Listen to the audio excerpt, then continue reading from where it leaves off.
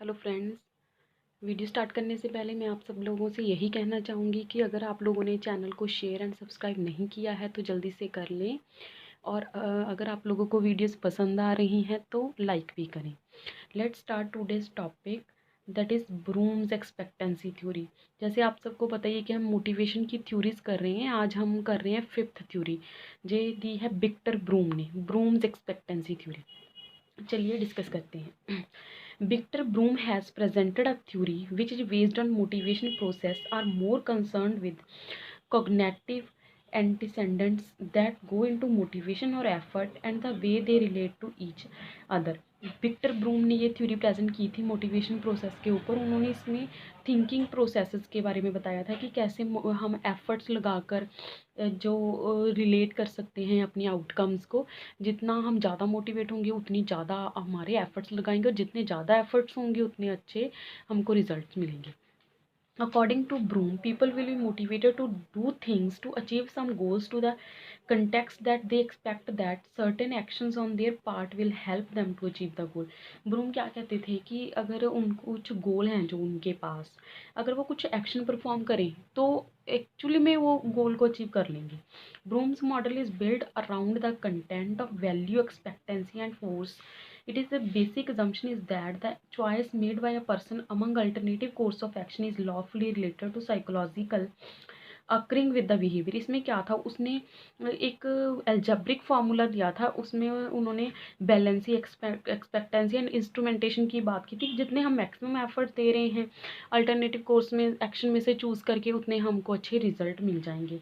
देखते हैं उनका algebraic formula. Motivation force is equal to summation of valency into expectancy into instrumentation. जानते हैं कि बैलेंसी एक्सपेक्टेंसी एंड इंस्ट्रूमेंटेशन के बारे में उन्होंने क्या कहा है। सबसे पहले देखते हैं balance. Balance means the strength of any individual performance to a particular outcome.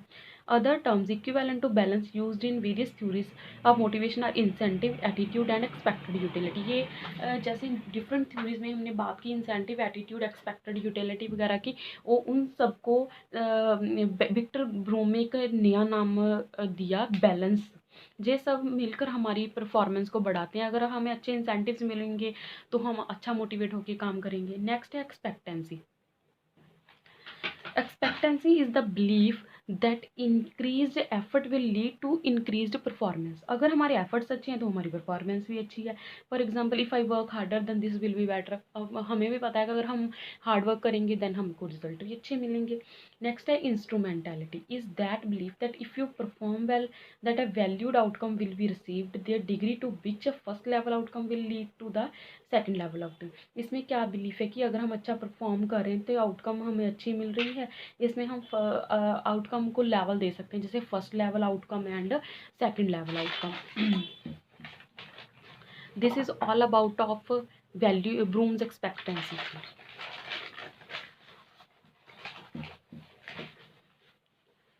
Next theory हम डिस्कस कर रहे हैं इक्विटी थ्योरी। इक्विटी थ्योरी दी थी हमें J.S. एडम्स ने 1960 में। Equity theory of work motivation is based on the social exchange process. J.S. Adam has given it in a more formal way. The theory points out that people are motivated to maintain fair relationship between their performance and reward in comparison to other। Equity theory में क्या होता है कि exchange process है, जैसे जो हम देंगे वो हमें वापस मिलेगा। जैसे नेचर का भी यही है ना कि जैसा हम करते हैं वैसा हम रिजल्ट हमें मिल जाता है।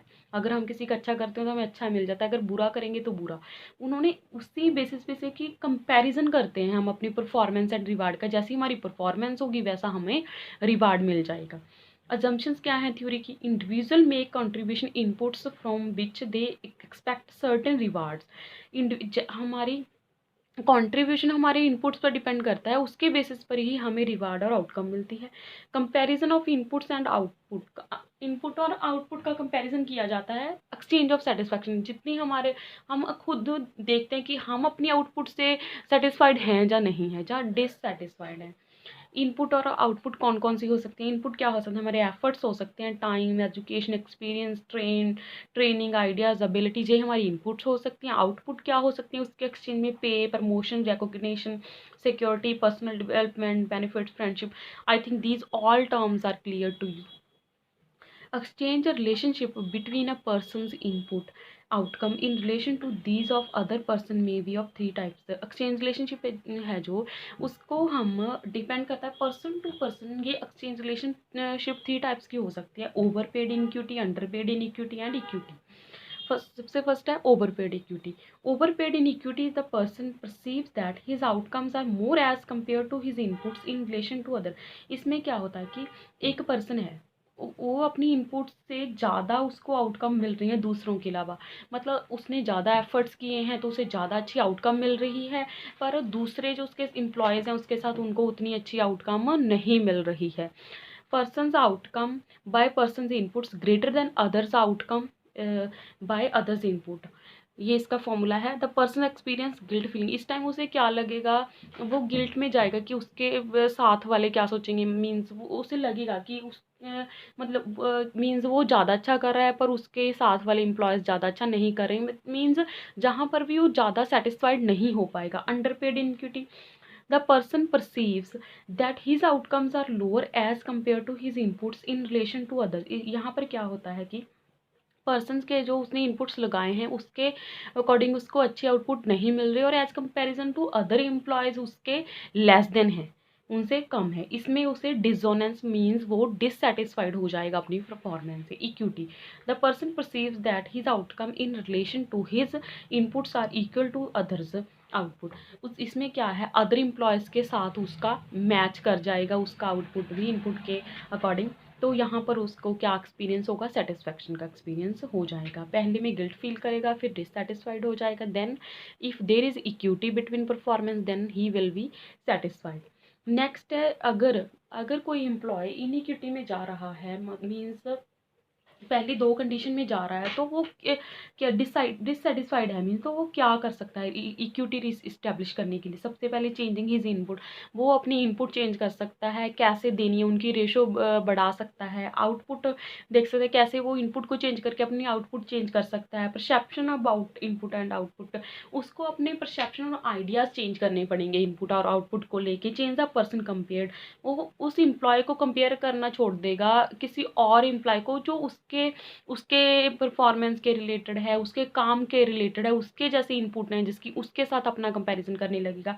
Living the situation, then if a person lower performance in some department, then he will leave this work and he will perform other activity where he is very active and capable to do something।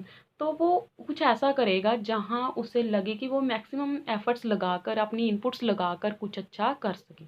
This is all about of equity theory and Vroom expectancy theory. हमारी आज से 6 theories हो गई हैं। I think 2 और 3 और होंगी। तो मिलते हैं कल एक नई थ्योरी के साथ। Till then take care, bye, okay, thank you.